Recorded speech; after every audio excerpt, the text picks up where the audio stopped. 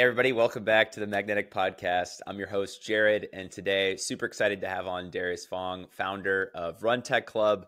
Darius, first and foremost, thank you so much for joining us today, man. Yeah, thanks for having me. It's an honor. Absolutely. So, would love to get in the audience listening who don't know you a little bit of context around who you are, what you do, and kind of what got you to the point you're at today. Yeah, as you mentioned, I'm the founder and president of Run Tech Club, and when you hear the word tech or technology in it, you would think it's a run club only for people in tech. I would say is yes and no, meaning technology is first and foremost either you're in tech, working, building, or we're living in it. And I think as we think about future work, how AI and different technology is affecting everyone's lives, it is really, what we're trying to do is create this mentorship program for our members, just using sports to bring access. And so I can talk a lot more about that later. But my journey to starting Run Tech Club is also connected to technology. I started my career in music. So I came to the United States originally from Hong Kong and just had this bug early on. I knew that music was, really big parts of my life, and I was really, really good at it. I was also really self-aware early on to know that I was not good enough to be top 1% as a performer. And I had this knack to find talent and also support all the talent. So I ended up doing music, came to the United States, worked in the music industry for about 12 years, winning 2 Grammys. And that really opened up my mind because I started asking questions. At the height of my music career, I started looking around and seeing how technology is affecting everyone's lives, whether people working at labels, whether it's musicians, content creators. Content creator was a new-ish term back then. Now people are professional content creators. But just looking and starting asking questions and seeing like where can I provide the most value, that got me into tech and starting my first company called WeSpin. We built really one of the first social algorithms for people to search and playlist music based on social algorithms. And from there, I've been chief marketing officer at a CPG company, a sports tape company. I've been on the agency side working with Red Bull, Amazon, Twitch, different consumer media brands. And ultimately, my passion is working with other founders, people who are building early stage. And that's actually how Run Tech Club came along, was that in addition to capital investment, I'm and my team, we're extremely interested in how we can invest in people from a community standpoint, and how we can, in addition to deploying capital, what other ways we can help, whether it's after we say no to a deal and really giving them like specific pointers, coaching them to their next step, or just getting people to the start line, so to speak. And so that's the short story of how I got to Run Tech Club. That's really cool. I want to ask an additional follow-up just for clarification. So you guys are sort of a run club that also has a component of technology and sort of maybe like a fund to help launch a business as well. So is it both of those at the same time? Yeah, we have 3 components. We have what we call, we have our weekly run, which is how it started. That's really where the story is. During COVID, we knew that people were, one, alone and needed community. And especially people who are building or just leading companies, that needed that community. And so we started hosting free coffee, a free open office hour where people just showed up, moved, run a couple miles, and they just network and learn how to collaborate. And we hosted one-on-one office hours. We took that about 3 to 5 runners and a group of us who were either form builders, VCs, and different job functions really. And we built that to now over 700 members. in Los Angeles, as well as New York, which there's a fun little announcement later. But it's really grown. I think it's a reaction to just a lot of restructuring. You're seeing people like rethinking their lives.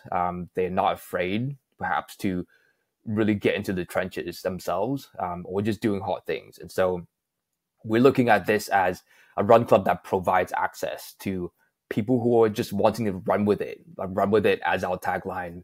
And that could be founders, that could be what we call pre-founders, and just enabling people through, different tools and mentorship as well. And in terms of the running aspect, is that something, have you done a past life as a runner? Like, is that something that you're passionate about as Yeah. well? I was actually just talking to my wife about this. Like, every time I finish a workout, you're forcing your brain into doing something really difficult. And whenever that happens, actually that part of your brain expands. As a kid, my dad, he was the fastest sprinter, 100 meters in Hong Kong during his time. And he taught me how to run. I was a sprinter. I did sports all my life. And I really saw the benefit in my personal life as far as how I attack, just adversity and challenges. And, fast forward, as a builder, I just got through a slump where I was focusing on building, just running my company, and got to a place where I was extremely unhealthy. And one day I just woke up and realized that it's not sustainable. And so now I got back into it and started just coaching my son how to run. And I realized it is actually the perfect coaching mechanism for other founders as well, like teaching them how to run, as well as teaching them how to run their companies. And so Run Circle has three components, right? It has the run, it has what we call the lab, and just taking people through this vision lab where they're growing and developing their vision, but merging that with like an athlete mindset development, just to make them not just become founders or builders, in their own personal life, but also how they can sustain and be in it for the long run, so to speak. Yeah, I think that's really cool. That's a very unique perspective, especially when it comes to like the traditional VC world and how they view sort of churn and burn methodology. I think that's been pervasive in that space, where it's kind of like, hey, what's your product? Okay, we're going to give you this much money. You're going to run as fast as you possibly can until you burn out, and you're either going to make it or we're going to move on to the next, 100 different companies, and we only have to hit once. So I think that's definitely refreshing from me to hear, because I think that that's not a sustainable model for 99% of people starting a business. Yeah, no, absolutely. I think for me, even coming from a community standpoint, we're focusing on the biggest parts of the funnel. Whereas VC, by design, they have to be extremely exclusive. And that's just by design. Most people who are building a project or a product or, eventually really a company, they don't necessarily fit into the venture scale or the venture funding mode, right? Not every company is 500 million, a billion, and upwards. And so when you're thinking about how do you provide the most value, even for people who might be interested in making an impact, the community part of it is where you can make the most impact as far as reaching the most people, and ultimately benefiting the venture ecosystem as well, like the better deals, a stronger pipeline, stronger founders, healthier founders, and so forth. So yeah, you're absolutely right. We see this as a bit of us flipping the venture model, starting with community. Like if you think about venture capital, it starts with capital, then they began building platform, and now they talk about community. But community is actually the weakest part for VCs because of how they report, as far as return, right? That's not the KPI. If you flip it and you start with the community, that actually becomes really interesting as far as a complementary model where the right founders are talking to VCs, not just running in circles, chasing funding, right? The guys who are building $100 million company might not necessarily go down that route, right? And so what happens is it's more capital efficient. You have better quality founders again, And you know, the entire economy really benefits. And so, um, yeah, I think one of the challenges I currently see is, you know, we talk about diversity, and diversity is really tricky. It's a tricky term. Um, when you try to design specifically for diversity, it's hard to not also be exclusive. And so that's actually one of the things that we're jumping into, which is we as a community building tool using running, we're actually going into where people are. Running is what we call it's basically our stack, right? It is how we can provide this on ramp for people just across different neighborhoods, different communities, and the result is amazing. We've seen over 50, actually 60% female founders within our network, and over like 70% about as far as Black, Latino, people of color, and that's just organically through running as a point of access. So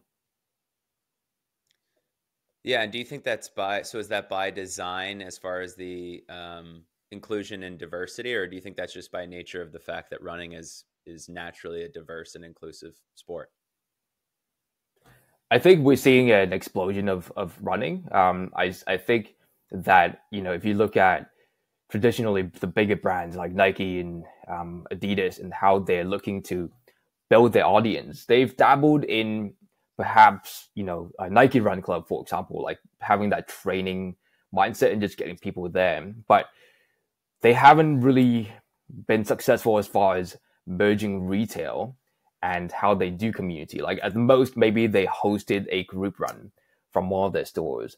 But what we're really seeing is brands that are coming out and becoming community first, right? Where the retail experiences is really a way or a place that their customers and the audience is gathering in very unique ways. And we're definitely seeing that evolution. That's a really good, interesting point you make. So with Nike, and I think a lot of brands right now, everybody's trying to capture that sense of community, or at least they're exploring it, and we're seeing that in the market. You mentioned that Nike, for example, is kind of missing the mark as far as retail tying into community. To you, what does a symbiotic relationship look like there as far as moving from product into community? Moving from, yeah, I think where they perhaps with brands, some of the opportunities for them to move from product to community is like truly understanding where people are at, and providing value there. And let me be a bit more specific. Nike, when they first started, they really understood their audience, right? But they had a product design mindset. And so from that standpoint, they were able to go to different colleges, testing out their products with college athletes, different types of athletes, and really brought them into that fold. Traditionally, if you look at even company culture internally, if a company itself has a high percentage of their team members and employees feeling included. So, for example, the difference between Nike and ASICS. Nike is 80% surveyed, where 80% of their team feel included within the company culture. That actually translated to the consumers as well. And as you can see, that 80%, which is Nike, 60% for ASICS, that 20% gap translated to massive market share difference. Nike, as far as their current shoe or market share is significantly higher than ASICS, right? But moving forward, as far as going from just pure product to how community is that a lot of these brands were designed specifically just to sell products, right? And so when you look at the retail, whether it's a Nordstrom or just a Nike store, it's a place where they are displaying products and training their the retail specialist. How do you greet customers? How do you bring them to a sale? That's a very different mindset from creating actual spaces where your customers actually want to come and hang out, right? I think Rafa, as an example, the cycling brand, um, they're starting a lot of these. They're sort of leading in that trend where they have a clubhouse, people coming for coffee, people actually congregating, and there's an ongoing sense of like understanding where your customer journey is and how they are sort of interacting on a day-to-day basis. It doesn't mean that they're going to come and hang out every day at your place, but what you're telling them is that, hey, there is this physical place. Not all, hundreds of thousands of your customers can be there physically every single day. But what happens is when you think about your marketing strategy holistically, how you can amplify, some of those actual offering to the digital, the online community, and that sense of like belonging and that sense of like joy and being with other like-minded customers.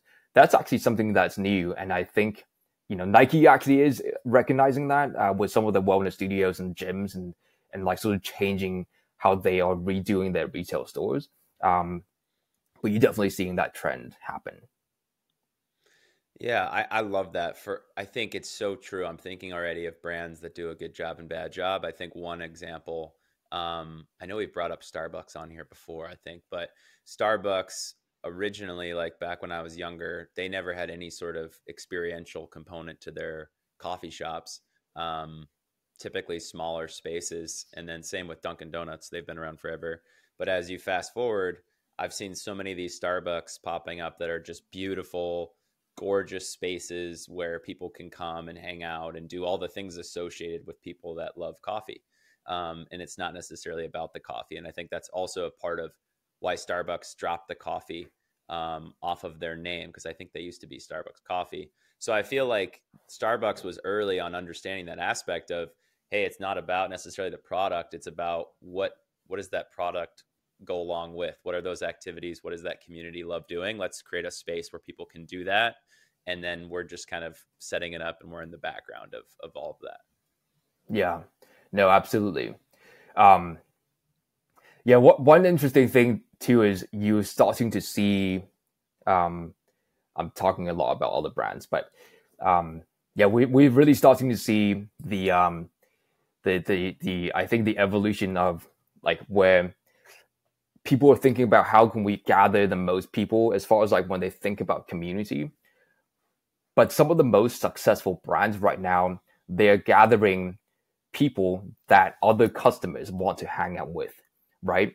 And so the brands are essentially a way for the customers to express who they are.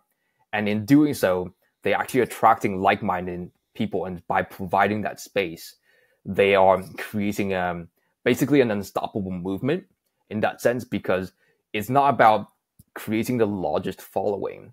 It's actually about creating this magnetic field, right? That is attracting like-minded people, and they're seeing the personality of these brands sort of represent who they are. And as a result, they are gathering some of these more emerging brands. When they host an event, it's hundreds of thousands of people with very little marketing budget. And you contrast that with some really big spend by bigger brands, right? And yeah, they're getting perhaps a lot of people out as well. But if you look at how much they're spending, per attendee or customer, it is no match to some of these more emerging brands. And I think that's definitely a reflection of where people are at, some of their desires and what they're really demanding. Yeah, I 100%. I mean, the podcast is called Magnetic for a reason. So I'm glad that, by the way, anybody listening, he was not paid to say that. But I am a huge component of that idea of magnetic brands. They attract very strongly, but that means they also push away as well. And so I think that a lot of what you're saying is that, yes, the brands that do it best, they're not everything for everyone. They're something very specific that is going to create the strongest connection, and that's really what drives that magnetic that you're talking about, that magnetic branding and that magnetic growth. Absolutely. And then the other thing that I thought was interesting that you mentioned was surrounding the element of, or I guess almost like a mindset shift of how brands think about growth today, because what you're talking about, to someone like me who's been living in this space for a long time, it makes sense. But for brands listening, there's a traditional way that you grow, and that's through really trying to get your brand in front of as many people as possible, through paid advertisements or paid marketing. And what you're talking about is really getting the brand in front of maybe one or two people, but in a very intimate and close way. And that Mhm. actually could drive more growth, or better ROI than maybe traditional methods. But that can be hard for brands to wrap their head around. Like, what would you say to those brands in terms of helping them understand that equation a little bit better? Yeah, the key is really to making money as far as smaller brands. You scrappy, you bootstrapping, and a lot of times until you really reach that first million, ARR mark, it's really hard to fundraise, and even then, it's difficult. The key is really to make your money go as far as possible. And when I think of the multiplier, principle, or how to, like a dollar spent, how do you think about amplification from your paid media standpoint? It really starts with all the groundwork that you're doing, all the way to understanding truly not just how do you benefit them, but truly understanding some of their pain point or where they are currently. For me, my first company, we were, there weren't that many music apps or, different plays out there. And one thing that we did very early on, in addition to definitely experimenting with paid media as well, and it was during the rise of influencer marketing, right? Very early, we had a choice to pay a bunch of influencers and just say, hey, I'm using this app, or hey, I just, created an account, come follow me. We actually took a very different approach. But that approach started with us understanding where our true value proposition was as a product. And that was helping music lovers collaborate and share music. And so what we ended up doing was we convinced the a couple at Coachella. We convinced a couple music editors of like different magazines, prominent music magazines, who were obviously at Coachella.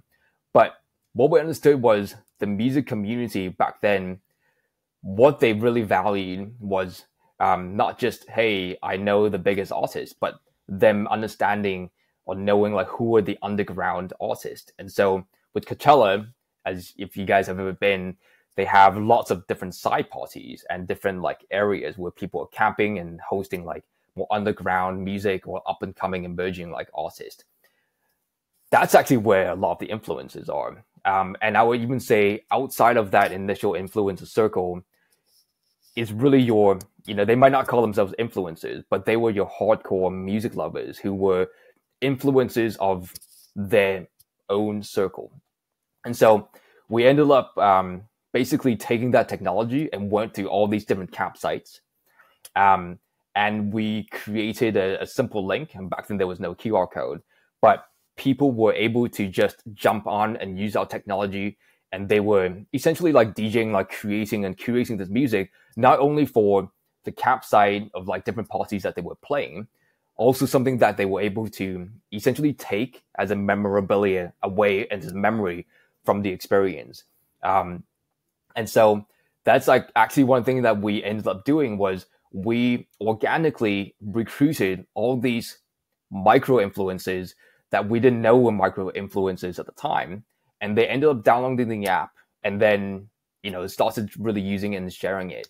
I think we've achieved our highest growth, not just for that month, but I think that year and leading into the next year, as we started connecting that with our media strategy and like just other growth strategies, that laid the foundation because one, we were there connecting with the community, but two, I think amongst all these different music plays at the time, we created a really trustworthy brand that people associated with community and some of the like key fun experiences that they had at Coachella or other festivals.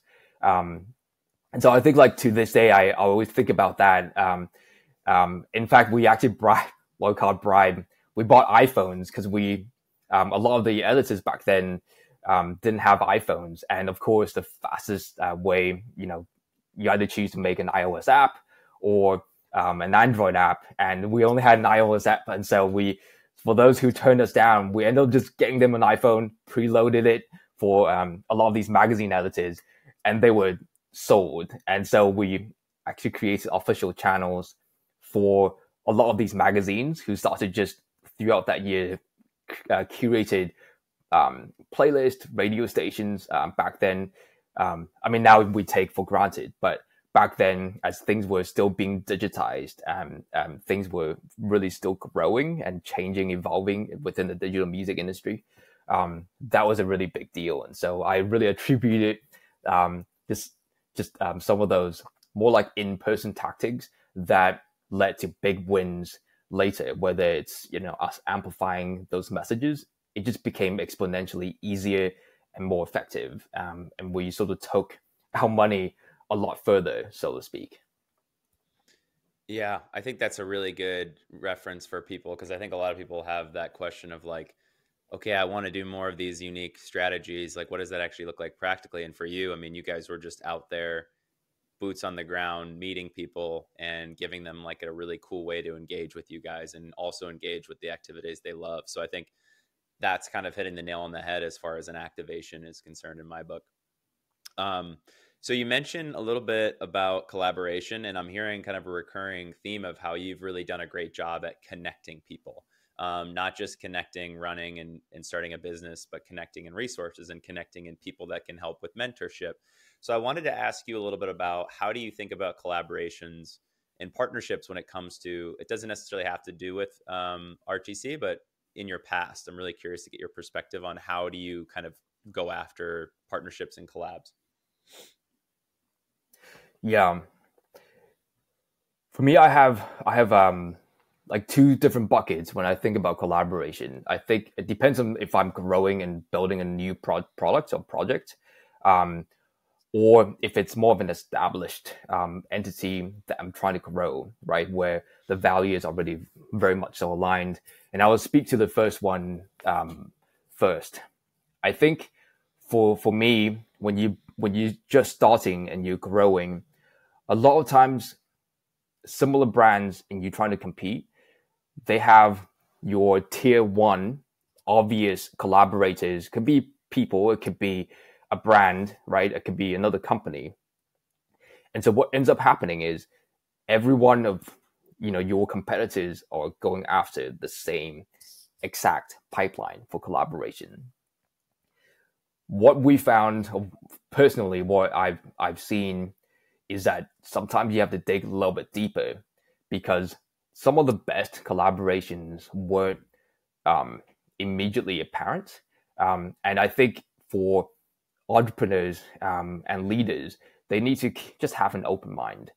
For us, when we were working with, back to the music company, most people were going after labels, going after, mid-tier, the Billie Eilishes of the world, and trying to really get them to maybe invest in your company, and therefore you're going to grow to, 10 million users in one night.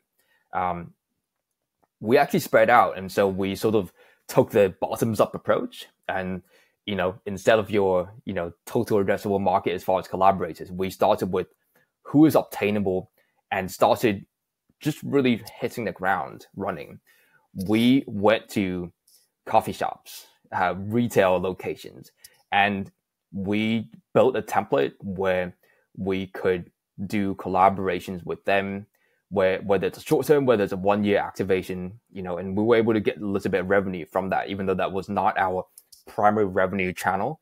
But we stacked them up. And so we sort of empowered them with an additional layer of customer experience when people coming in, whether it's on the music side. And of course, like music for brand and retail, it's part of the branding as well. And so we sort of like saw that opportunity as far as how can we connect. We were trying to connect people through music. And so we just went to different physical locations and, took our technology and say, hey, this is how we can collaborate. And it might be small at the time, but what ends up happening is, each one of those collaborations, when they compounded, when they added up, it became really significant for us. And that really came from us just saying, hey, who can we actually, what are those other alternative use cases that still ties to our core value proposition, but that we can do in a very interesting, fun ways, and that is repeatable. I think that is really important when it's there's value alignment and it's also repeatable. It means that you can, at very low cost, like basically do a ton of them. And so that's like one strategy that we ended up using for sure, and that's really worked. But as far as like some of the larger collaboration, I think a lot of it has to do with relationship building. And it's really taking more of a long view approach. Collaboration it's a partnership. And even though you might perceive how your value would benefit that partnership, a lot of times things become extremely different when you see it from their perspective. And I think a lot of times, like when you're communicating what you're trying to do, and sort of understanding where some of their challenges are, the best collaborations for us has been coming from just understanding some of the challenges. Like for us right now, Run Tech Club is, on the diversity side, which I touched on a little bit, right? Like California actually just passed CA 54, Bill 54, which requires venture funds to report diversity numbers if they're even operating in California. And I think that is also spreading. It's really difficult when you are selecting founders to be like, I'm only selecting you based on, let's say, skin color. But if our value is continuous community building, and we are opening up the biggest, creating the easiest way to on ramp into, being a founder or being within that community, it's really a no brainer as far as like us being able to support recruitment or just developing founders who are not quite there, but just need a little bit of help, right? To really get there. And so understanding that value as far as like, who can you provide the most value, not based on how you perceive, but truly from their standpoint, applying that empathy to understand this is how we can be helpful to each other. And it goes both ways, right? I think the best collaboration has to go both ways, where they understand why you're working with them, not just why they are working with you. And so when that alignment happens, it's a perfect marriage. Yeah, I think this is something that I've had to learn the hard way, just from kind of like when I first started my company. I was like, okay, who can we partner with immediately? Because I saw the power of partnerships working at companies like HubSpot and Klaviyo, which honestly, most of their revenue is driven through agency partnerships. And so I kind of took that mindset into Nifty Bridge. But the reality is those partnerships come as a byproduct of customer success, and people loving what you do. And that community naturally forms around passion for the way that you're making people feel. And then that partnership will come just by happenstance a lot of the times. Like the partnerships that we've been able to do have come through mutual customers most of the time. So I feel like that's just a much easier way of doing things, is just focusing on like, how can you create really successful customers that love what you do, that talk about what you do, Mm. and then staying close with those customers enough to know, hey, this customer is also a customer of these guys, and that company is really providing value that kind of synergizes with you. Great, like let's align that, and now you're coming to the conversation with mutual kind of already value provided. So I agree 100% there. The other thing I wanted to touch on, though, that I think is really fascinating is, I've never considered this, but the on ramp for founders a lot of times, especially in tech, as you know, is either, and then I'm generalizing this, but it's either you have money, or software. I know there's some other methods to get founders up and into kind of these programs. But in my experience, those are the two biggest ones: is either somebody's had a bunch of money and they went out and were able to build a team to build the product in their mind, or they had the background to do it themselves. And so I think what's really cool about what you're building is like you're creating an on ramp through sports as a way to get people into this world who maybe don't have either of those things. Yeah, no, absolutely. Um, when we say creating on ramp through sports,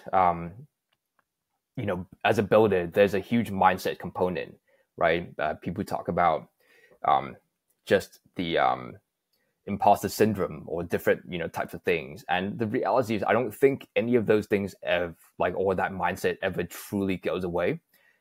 Every time you step into as a founder, it feels like you're learning something new, and even that self-awareness of it, right? And exactly what you said. I think from the money standpoint, or maybe the PayPal mafia or any of these mafia, it's a pretty clear path as far as you might not even know what they're building next, but you would like to invest in them, right? And so a lot of the technical co-founders or founders do get a bit of a leg up, or founders who already have money.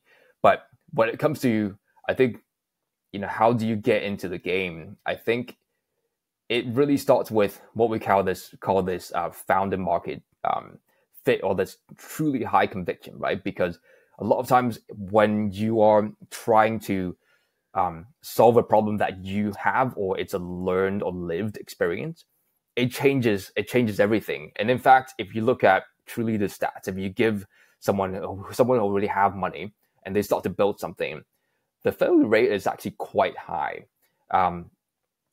Right, when you first build a company, thinking about fundraising as your step one, or if you already have money and you don't have the fundraise, that's even more dangerous. We do look at money, of course, as a signal whether you're generating revenue, right? To start to grow and seeing some of those positive signals towards some sort of a market fit or product market fit, channel market fit, not just product market fit, right? And seeing all these different components like come together. But I think the powerful thing about Run Tech Club, and what we've seen is that for us to build or train or coach the best founders, it cannot be just a one-track minded community. It needs to be diverse. It needs to be people who, are attracted to making an impact and perhaps recognizing that they can be a part of a founding team, but maybe they're not a founder, right? As well as people who are building a smaller company or a smaller business, and having that, going back to the collaboration piece. The economy itself is extremely collaborative. And I think the biggest trap that founders fall into is thinking that they're just stuck in a little tunnel, right? They're all on an island, they're all by themselves. But when you realize, when you pull back for a second and you realize you're actually not on an island, that your product has implications across, different, there are bridges that you can see, right? And you can see this entire ecosystem, that is called our economy, and how different opportunities of collaboration can come up, as well as just the mental part of it, like seeing other people sort of in conjunction, like doing what they do. It really changes I think the quality of founders, even the quality of companies. Just having that consistency, that we have, like every Friday, you showing up and you either reframing a challenge because a different founder of a different industry might be, might have had a similar experience, who can help you, or you are hiring from the group, right? So there's automatic synergy that happens when there's a strong community that is organically growing. There's co-creation, there's collaboration organically happening, and members helping each other build. That is extremely powerful. Do you have any good examples of with Tech Run Club of how you've co-created and how maybe some of your members have actually given input that's been utilized in the overall vision? I know you're running the company, but do you have any examples of how maybe some of the members have kind of influenced or directed the direction of the club? Absolutely. Um, some of one of very obvious example is, even coming from more of a sports CPG product called Swear, right? Swear is a female owned company of a showerless shampoo.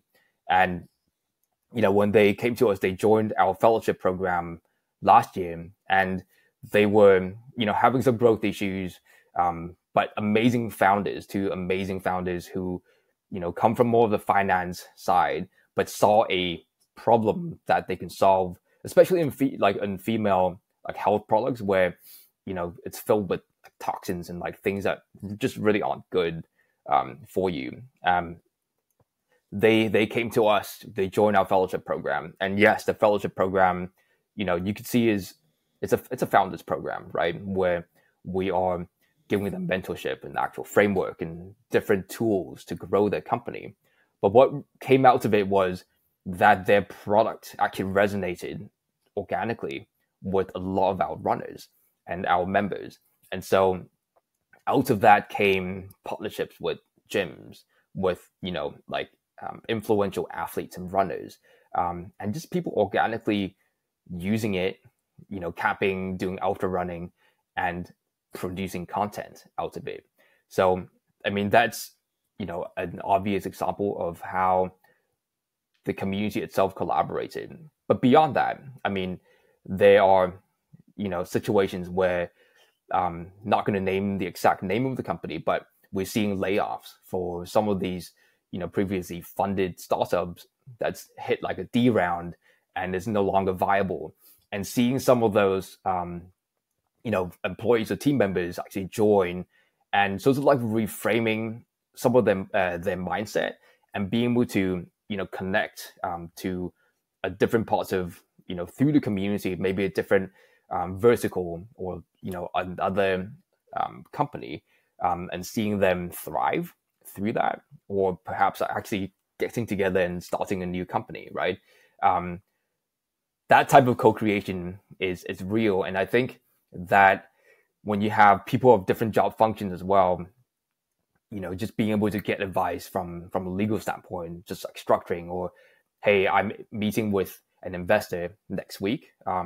Instead of just doing a standard pitch, like, will you pitch you guys, and get feedback that way? And it's all extremely organic. If you contrast that with actually a lot of networking events where every founder in attendance are pitching each other, and they're trying to get funding, right? There's not really this alignment or this co-creative culture, because everyone's there just to take. They're not really there to also give, and also this sense of consistency, right? Some weeks people show up and they just there, just being, just having moments of reset, recentering themselves, and then they going back and, into their hustle. I think those things are really important, just organically happening. Yeah, I'm reminded of, I'm sure you're familiar with the flywheel concept. When I was at HubSpot, they have this inbound conference every year. And I remember when they unveiled the flywheel, this was probably like 6-7 years ago. And everybody, at the inbound conference was talking about, oh, we're moving from funnel to flywheel. And then that slowly but surely, the flywheel has invaded every industry, I feel like. And what I think is so cool about the flywheel concept, though, is that there's this element of perpetualness to it. There's this element of self-sustainability. And I think we're in the era now, especially, I know the flywheel concept was a long time ago, but I think it's more relevant now than ever, because we're emphasizing things like sustainability. We're not emphasizing things like growth at all costs. And so when you talk about co-creation, in my mind, I think of this self-sustaining cycle of, I'm going to invest in my customers. They're going to invest in me, which is going to allow me to invest more into my customers, which is going to, and so that sort of growth engine, although it might feel small, is actually self-sustaining and can become something very large. So I love that you're thinking that way, because I think it's something that, even though brands say the word flywheel, I don't necessarily know that they're kind of living it out in terms of how they treat their customers and how they engage with the idea of co-creation. Yeah, yeah, no, for sure. It actually takes a lot of work and preparation, right? As far as just getting people into a co-creation mode, in so to speak.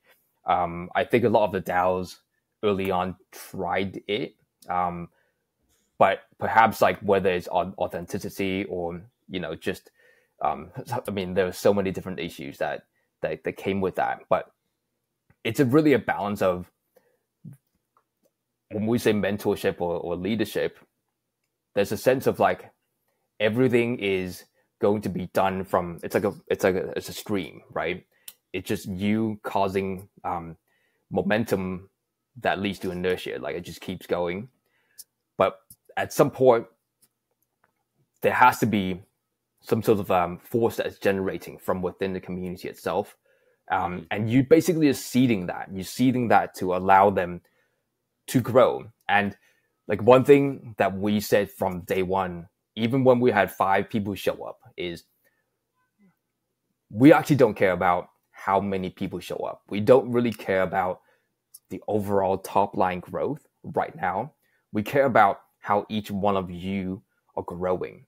And if you bring someone on, we want that same culture, right? And we were very clear about that.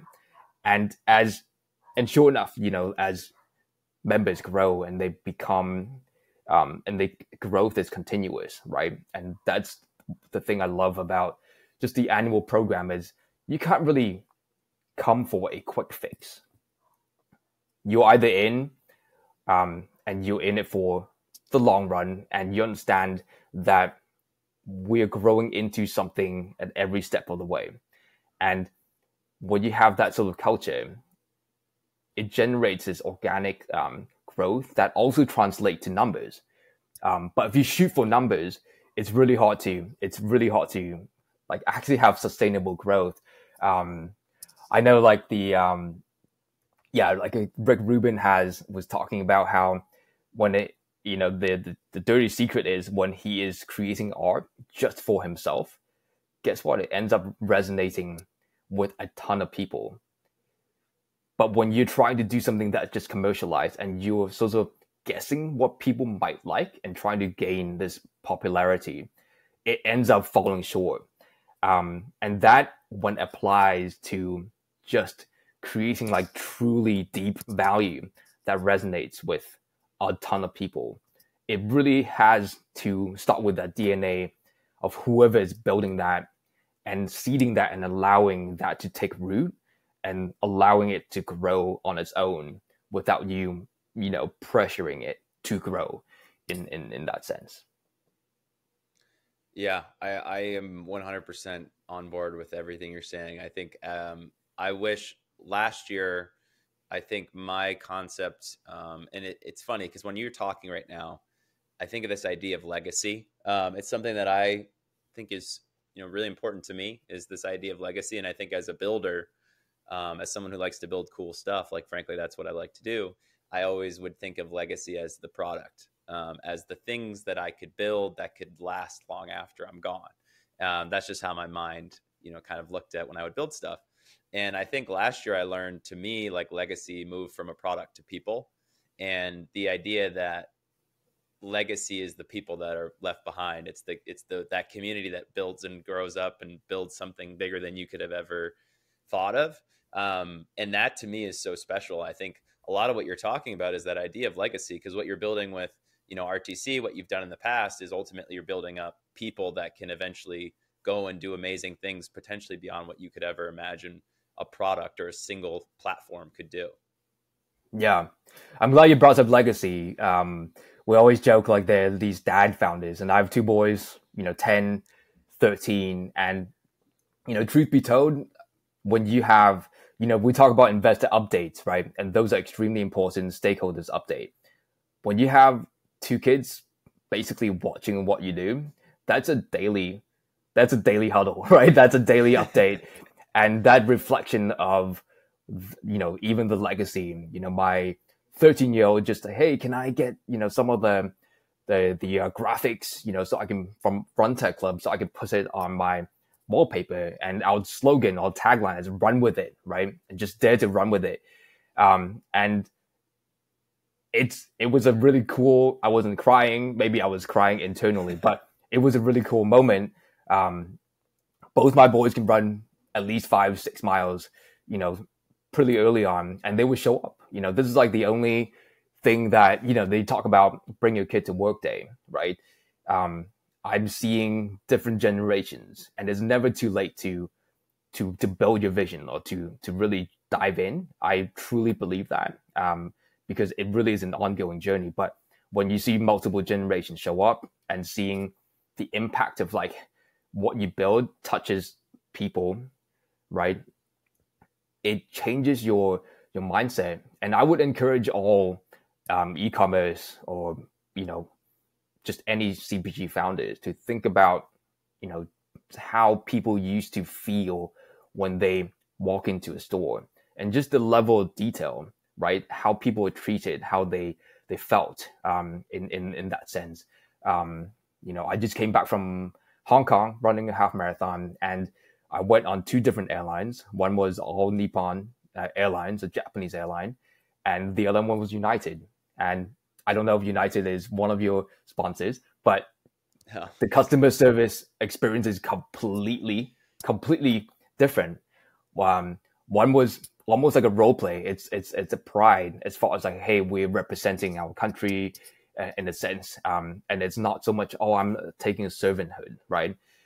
Whereas the other one was more about just doing the job. But what happens is, if the United Airlines hostess understand that how they treat or how people are made to feel impacts their salary, them getting paid, or if layoffs happen, they would actually probably do a completely different job, right? And I think that has to do with just this inclusive culture and making everyone understand everyone is together, like moving one direction.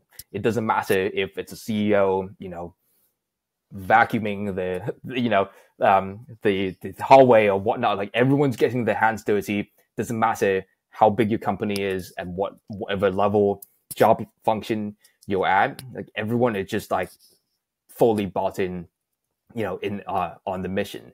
And I think that is extremely contagious, and it absolutely translates to growth and success. And it's not something that people don't talk about, right? And so it has nothing to do with paid marketing, anything. It's just, wow, I want to be a part of this.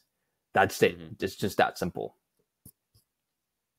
That's awesome. Well, I'm glad I got you with the last question, and we're over, so I'll close things out. But Darius, man, this has been awesome. I think we're gonna have a lot to make in terms of content, but just really appreciate you jumping on. And I'm excited to see what you guys do this year. Before you go, if you could just, if you have any like new announcements that you want people to know about, and then how do they find like the best way to get in touch with you and joining the club, or at least learning more and supporting you.